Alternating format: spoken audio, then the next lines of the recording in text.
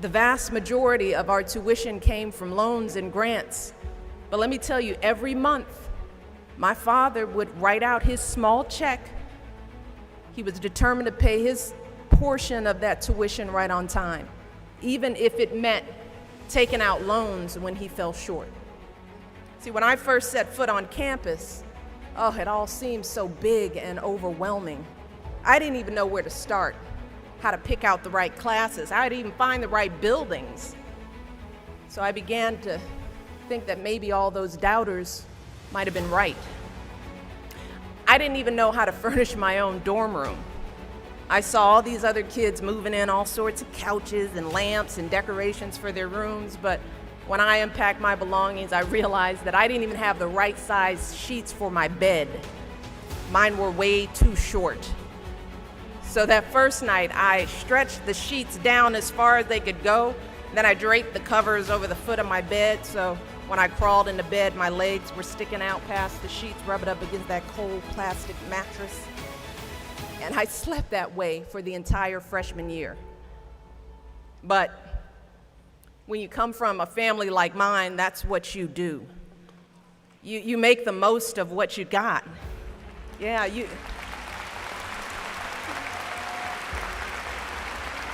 You use all that good common sense, and you don't make excuses. You work hard, and you always finish what you start. And no matter what, you give everybody a fair shake. And when somebody needs a hand, you offer yours. See, those are the gifts my parents gave me, their values. And I quickly learned that those gifts were far more valuable than money or connections.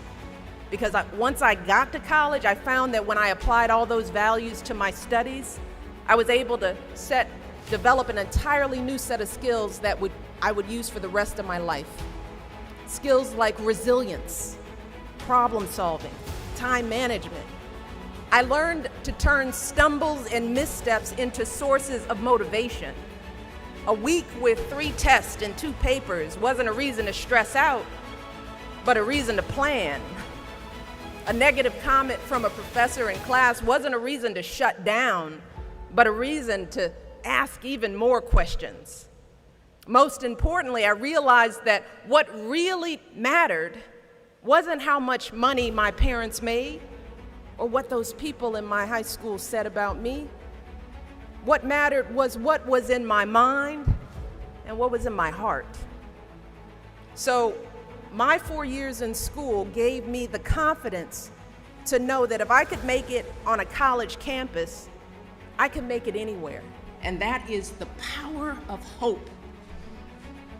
The belief that something better is always possible if you're willing to work for it and fight for it. It is our fundamental belief in the power of hope that has allowed us to rise above the voices of doubt and division, of anger and fear that we have faced in our own lives and in the life of this country. Our hope that if we work hard enough and believe in ourselves, then we can be whatever we dream, regardless of the limitations that others may place on us. The hope that when people see us for who we truly are, maybe, just maybe, they too will be inspired to rise to their best possible selves.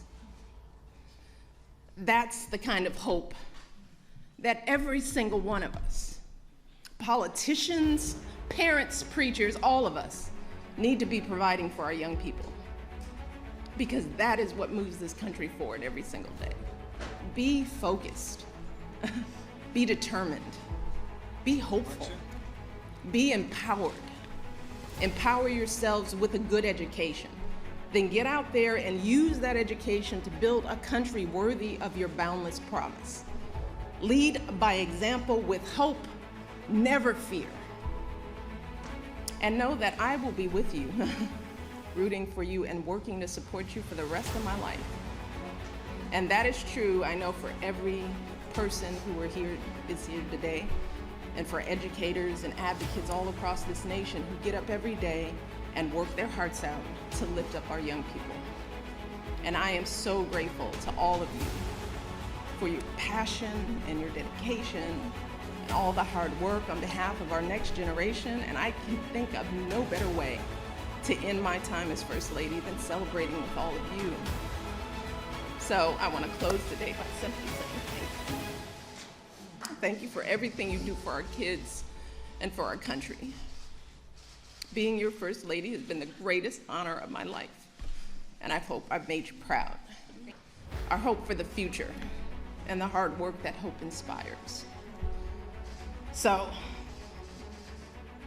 that's my final message to young people as First Lady. It is simple.